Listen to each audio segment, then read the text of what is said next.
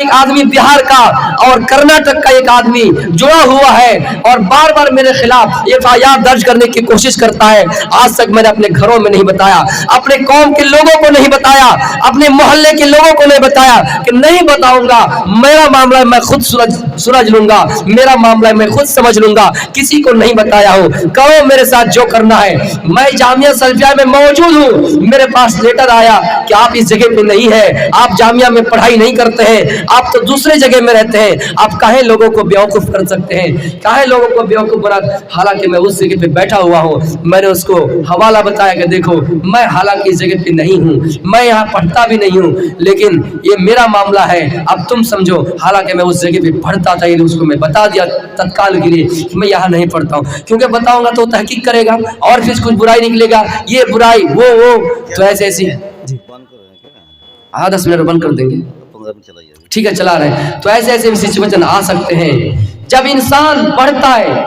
نوجوانوں آپ کو نصیحت کر رہا ہوں, آپ کسی بھی میدان میں اتریے گا, لوگ آپ کو پیچھے کرنے کی کوشش کریں گے. جس پیر کو پکڑنے میں لوگوں کی توہین ہوتی ہے, لیکن آپ کو گرانے کے لیے اسی پیر کو پکڑ کر آپ کو پیچھے کرنے کی کوشش کریں گے. اس لیے آپ اگر کچھ بھی کام کرتے ہیں ہمت سے کیجئے, حوصلہ رکھیے, اللہ سے دعا کیجئے اللہ مجھے کامیاب کرے. اور نہ اس دنیا میں کوئی آپ کو یہ نہیں چاہیں گے, صرف وہ ایک ذات ہے استاذ, وہ ذات ہے آپ کے ماننے والے, وہ ذات ہے آپ کے والدین ماں باپ, اس کے علاوہ کوئی آپ کی ترقی نہیں چاہے گا.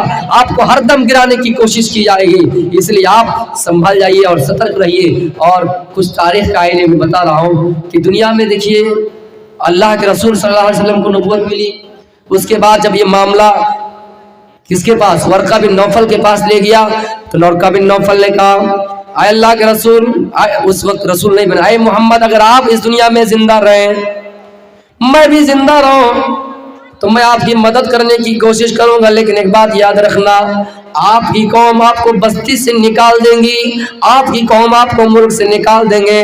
محمد نے کہا صلی اللہ علیہ وسلم اے میرے چچا, کیا میری قوم مجھے نکال دیں گے, اپنے علاقے سے نکال دیں گے, اپنی بستی سے نکال دیں گے؟ کہا تو آپ کو اپنی بستی سے نکال دیا جائے گا. آپ ہجرت کرنے پر مجبور ہوئے یا نہیں؟ تو میرے بھائیو, یہ پیشین گوئی کی ورقہ بن نوفل نے کس لیے نکالا گیا آپ جانتے ہی ہیں. کیا محمد صلی اللہ علیہ وسلم نے لوگوں سے زمین مانگی تھی؟ کیا محمد نے کسی کے اوپر اتیاچار کیا تھا؟ کیا کسی کے اوپر ظلم کیا تھا؟ نہیں. بس یہی وجہ تھی, یہی کارن تھا کہ آپ لوگوں کو ایک اللہ کی طرف بلاتے تھے, وداعیا الی اللہ, لوگوں کو ایک اللہ کی طرف بلایا کرتے تھے, آپ لوگوں کو حق بات بتایا کرتے تھے. اس زمانے میں بڑے بڑے لوگوں کو جیل کے اندر ڈالا گیا. امام ابن تیمیہ رحمۃ اللہ علیہ کو جیل میں ڈالا گیا, امام مالک کو بھی لوگوں نے اتنا مارا. میرے بھائیوں اتنا یاد رکھیے گا, جب بھی کوئی کچھ کرنا چاہے, جب بھی کوئی دین کو پھیلانا چاہے, ان کے ساتھ ایسا ہی سلوک کیا جاتا ہے. ہندوستان کے اندر چاہے جیسا بھی وہ انسان تھا, جیسا بھی وہ عالم تھے, آپ دیکھ رہے ہیں کیسے سازشوں کے شکار ان کو جیل کے اندر ڈالا گیا.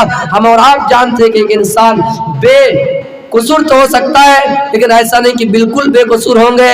اس انسان سے غلطیاں ضرور ہو سکتی ہے, انسان معصوم عن الخطا, انسان سے کچھ بھول ہو ہی جائیں گے, انسان سے غلطی ہو جائیں گے. معاملہ اگر کہیں غلط کیا ہوگا, کہیں بھی کچھ کام انجام دیا ہوگا, لیکن وہ معاملہ یہاں نہیں دیکھا گیا, بلکہ سازشوں کے تحت انہیں جیل میں ڈالا گیا.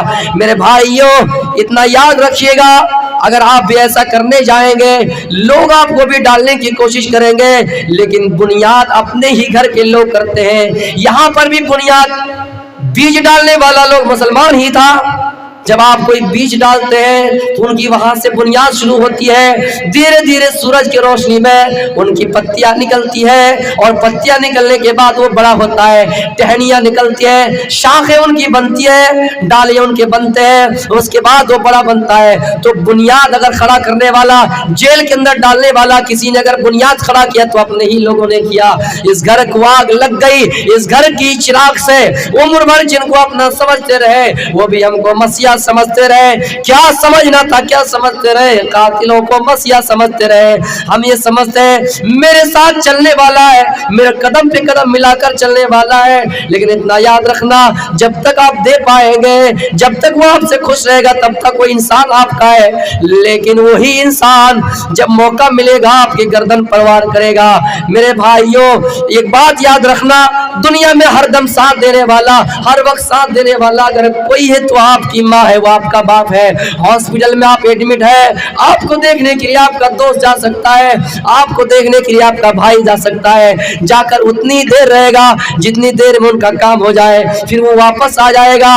माँ हरदम चाहेगी कि बेटा चाहे कुछ भी हो जाए, मैं तुम्हारे पास ही रहूंगी। इसलिए दुनिया में किसी के ऊपर भरोसा करने से पहले भी सोच लेना चाहिए। मेरे भाइयों, इतना याद रखिएगा, अगर आपके इलाके में कोई पड़ोस है, कोई भूखा सोया हुआ है, आपको उसकी खबर लेनी है। हम और आप यहाँ ये खबर लेते हैं, गांव में कोई आलिम भूखा है, कोई यतीम भूखा है, हम उनके बारे में सवाल नहीं करते हैं, हम उनकी देख रेख नहीं करते हैं। लेकिन ये कहा जाए कि हम बेइकराम आसमान पर हैं, फौरन सवाल खड़ा हो जाएगा, कौन खिलाता है, कौन पिलाता है? ऐसे ऐसे सवाल पैदा हो सकते हैं। लेकिन घर में, गांव में कोई पड़ोसी भूखा है, कोई यतीम भूखा है, हम और आप उनके बारे में जायजा नहीं लेंगे। तो इसी तरह मामला पेश आ गया था किसके बारे में? साद के बारे में। साद नमाज पढ़ा रहे थे, कूफा में इमाम थे, गवर्नर थे। उमर रज़ी अल्लाह ताला अन्हु ने उन्हें खलीफा बनाया था। जिस तरह देश और राज होता है ना, कि वहां पर एक कुर्सी, राज में एक कुर्सी, तो साद रज़ी अल्लाह ताला अन्हु नमाज पढ़ा रहे थे। एक शख्स ने शिकायत कर दी कि नमाज पढ़ाने का तरीका नहीं, नमाज पढ़ा नहीं पाते हैं, और बिला वजह शिकायत की थी। उनके अंदर वो जुर्म था ही नहीं, वो गलतियां उनके अंदर था ही नहीं, थी ही नहीं। तो मेरे भाइयों, जब खिलाफ शिकायत दर्ज कराए अमीरुल मोमिनीन उमर फारूक रज़ी अल्लाह ताला अन्हु से, उमर ने अपने दरबार को भेजा, जाओ साद को मेरे दरबार में बुला कर लाओ। जब साद को बुला कर लाया गया, कहा साद, आप सुने कि नमाज पढ़ाने में कमियां करते हैं, आप माले गनीमत बांटने में कमियां आपके अंदर है, आप सही तरीके से तकसीम नहीं कर पाते। साद का जवाब था कि आया उमर, आया अमीरुल मोमिनीन, अल्लाह की कसम मैं उसी तरीके से नमाज पढ़ाता हूँ जिस तरह अल्लाह के रसूल को देखा हो। उन्होंने जब खिलाफ किया तो साद ने खड़े होकर बद्दुआ दी, आय अल्लाह, अगर मैं सही हूँ तो इनको ऊपर 3 दुआएं देता हूँ, 3 बद्दुआएं। एक है कि इनकी उम्र इतनी लंबी हो जाए, इतनी लंबी हो जाए कि आने वाले नस्ल इनको देखे, और दूसरा ये कि उनके ऊपर ऐसा अजाब अल्लाह मुसल्लत कर दे, और तीसरा ये कि ये बुढ़ापे की हालत में भी लड़कियों को छेड़ता रहे, रास्ते में पागलों की तरह भटकता रहे। वैसा ही मामला हुआ। उसामा ने जब बद्दुआ की, वो बद्दुआ लग गए, वो बद्दुआ, उसामा ने जब ऐसी बात शिकायत की और साद ने बद्दुआ की, तो उसामा को ये बद्दुआ लग गई, और ऐसा नजर आया बुढ़ापे आ गए, इतने उम्र पाए, ये जो भाव है ना, गिर रहे थे, लटक रहे थे, आंखों के ऊपर आ रहे थे, और बुढ़ापे की हालत में भी रास्ते में जाता था, लड़कियों को छेड़ा करता था। लोग कह रहा था ये बूढ़ा सटिया गया है, वो कह रहा था नहीं, मैं सटिया नहीं गया हूँ, मुझे साद की बद्दुआ लगी। तो हर दौर में ऐसा होता रहा है। आप खुसूसन मेरे दुआ कीजिएगा, हम भी अल्लाह ताला से दुआ करते हैं, अल्लाह ताला सबके अंदर भाईचारा कायम अता फरमा, या अल्लाह ताला सबको तरक्की अता फरमा, अल्लाह ताला सबको इल्म से जोड़ दे, हम सबको सत्य धर्म पर चलने की प्रेरणा अता फरमाए। वमा तौफीक इल्ला बिल्लाह, व आखिर दवाना अल्हम्दुलिल्लाहि रब्बिल आलमीन। अस्सलामु अलैकुम व रहमतुल्लाहि व बरकातुहू।